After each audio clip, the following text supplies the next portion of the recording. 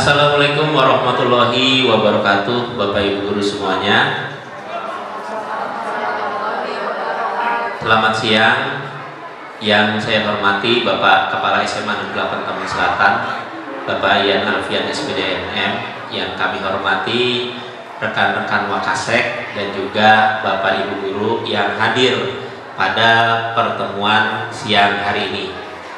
Pada siang hari ini telah hadir pemateri kita Bapak Yudi Haryanto SPD yang merupakan seorang calon guru penggerak dan akan membawakan materi berkaitan dengan cara menumbuhkan budaya positif di sekolah. Banyak sekali budaya positif yang harus dibangun untuk membuat sekolah lebih maju, dan itu dibangun tidak per individu masing-masing guru, namun harus dibangun secara kolaboratif. Nah, pada pertemuan siang hari ini kita akan mendengarkan materi dari Bapak Yudi Haryanto terkait bagaimana cara berkolaborasi, bagaimana cara mengembangkan budaya positif bersama-sama untuk mewujudkan sekolah yang maju dan berprestasi. Kepada Bapak Yudi Haryanto kami persilahkan. Terima kasih. Assalamualaikum warahmatullahi wabarakatuh. Apa kabar semuanya, Bapak dan Ibu Guru? Alhamdulillah luar biasa. Baik, pada hari ini izinkan saya untuk memberikan materi tentang budaya positif pada Bapak dan Ibu Guru di SMA 8 Tambun Selatan. Kepada yang saya hormati Bapak Kepala Sekolah SMA Negeri 8 Tambun Selatan serta rekan-rekan guru semuanya. Untuk hari ini saya akan memaparkan materi tentang budaya positif yang mana telah saya terima ilmunya dari calon guru penggerak. Semoga bermanfaat untuk kita semua. Terkait hal itu saya melihat beberapa kegiatan Bapak dan Ibu guru sudah mencerminkan budaya positif, namun perlu kita gali lagi terkait masalah-masalah yang ada di sekolah. Semoga bisa kita terapkan. Baik, langsung saja. Di sini saya sebagai pemateri calon guru penggerak angkatan 8, yang mana materi ini ada di modul 1.4. Terkait hal ini telah saya diskusikan bersama teman-teman dan saya sampaikan pembahasan dan pemecahan masalah. Maka dari itu saya memberikan materi kepada Bapak dan Ibu guru. Semoga bermanfaat. Di sini dalam budaya positif merupakan implementasi nilai-nilai atau keyakinan universal yang diterapkan di sekolah, yang mana budaya positif ini memiliki urgensi dalam pembentukan karakter anak Bapak Ibu. Jadi sekolah sebagai institusi pembentukan karakter memiliki peran yang sangat penting, yakni dalam pembentukan karakter, karena budaya positif di sekolah perlu diciptakan dan diwujudkan. Apakah kita sudah mewujudkan hal tersebut? Seperti keberhasilan penerapan budaya positif diawali dengan adanya perubahan paradigma tentang teori kontrol. Bapak dan Ibu, nanti akan saya berikan apa itu teori kontrol.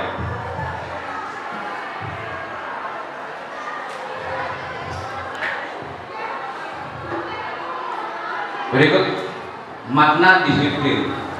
Pengertian dari makna disiplin, kata disiplin. Kita sering mendengarkan kata disiplin. Nah, ini dalam makna ini maksudnya menjadi sesuatu yang dilakukan oleh seseorang, jadi pada seseorang atau orang lain untuk mendapatkan kepatuhan. Apa itu maksudnya? Jadi kita cenderung menghubungkan kata disiplin ini dengan ketidaknyamanan. Bapak Ibu sering melihat di pagi hari itu anak-anak terlambat. Nanti akan kita bahas maksudnya apa gitu dalam hal ini. Adapun makna disiplin, jadi menurut Ki Hajar Dewantara bahwa dinamakan di mana ada kemerdekaan, ya. Jadi di situ harus ada disiplin yang sangat kuat.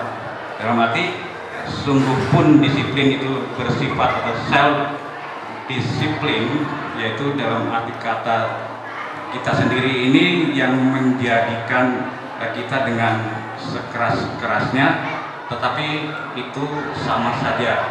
Jadi sebab jika kalau kita tidak cakap, maksudnya tidak mampu melakukan self disiplin, jadi wajiblah penguasaan lain mendisiplinkan diri kita gitu. Dan peraturan demikian itulah harus ada di dalam suatu suasana merdeka. Ini menurut Ki Hajar Dewantara. Dari makna-makna tersebut kita terapkan di SMA 8 Tambun Selatan ya Bapak Ibu ya.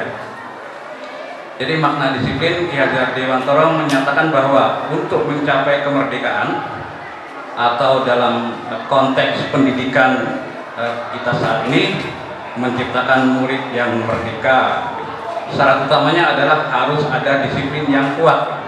Jadi kita terapkan di sekolah kita harus ada disiplin yang kuat.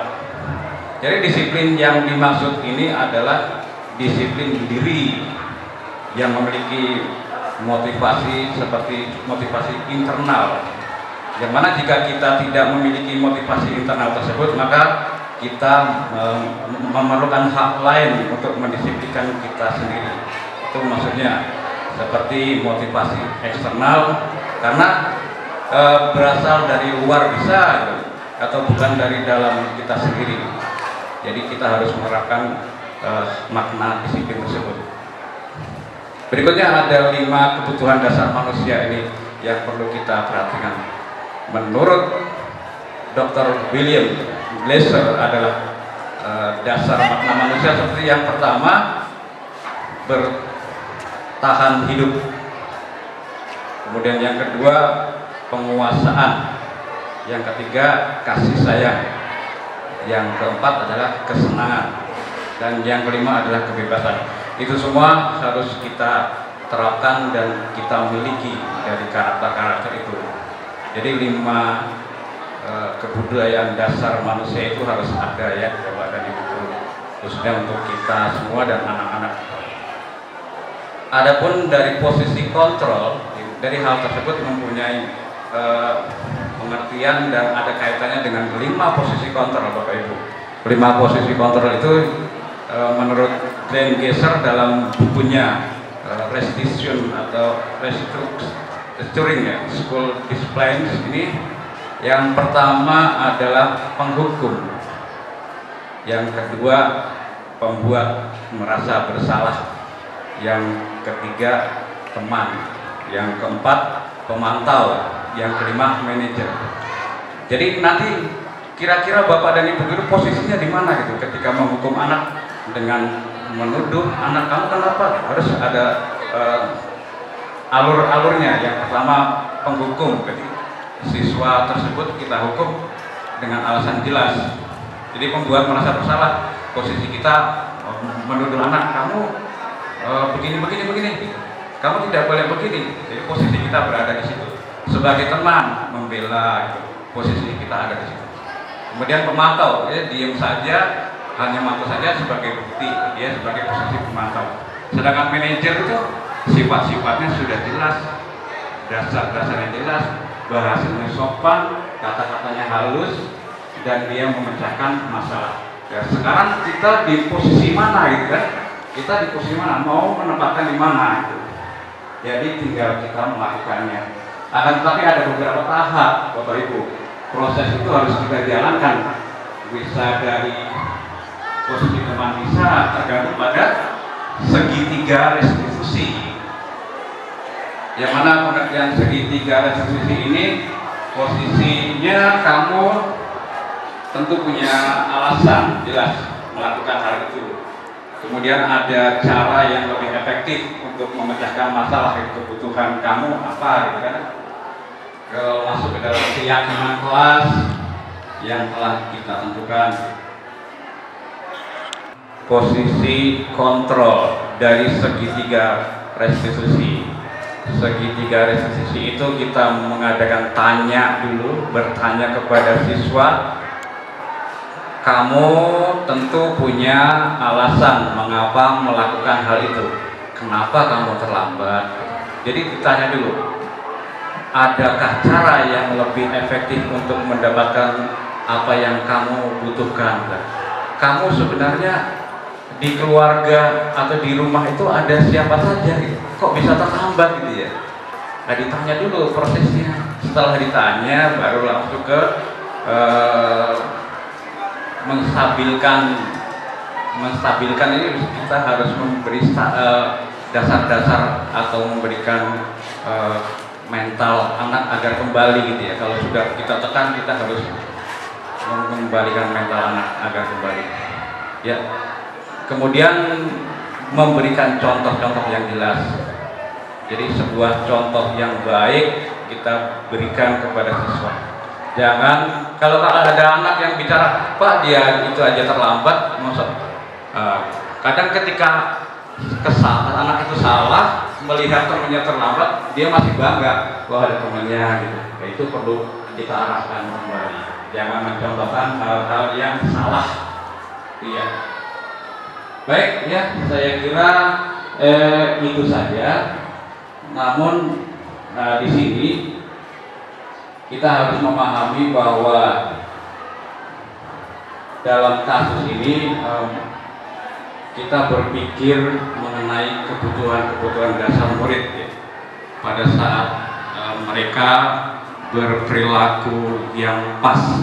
Jadi sehingga kita perlu bagaimana melihat keberadaan siswa, bagaimana kita berada di posisi apakah kita manajer atau kita sebagai teman, itu kita perlukan. Ya, adapun motivasi yang tumbuh dari murid adalah motivasi intrinsik.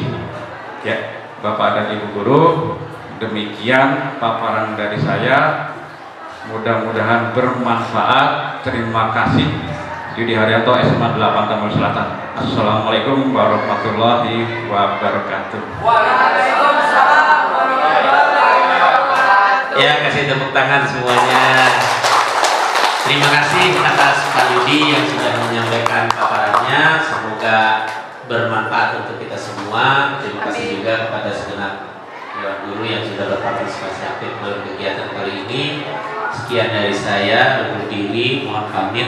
Assalamualaikum warahmatullahi wabarakatuh.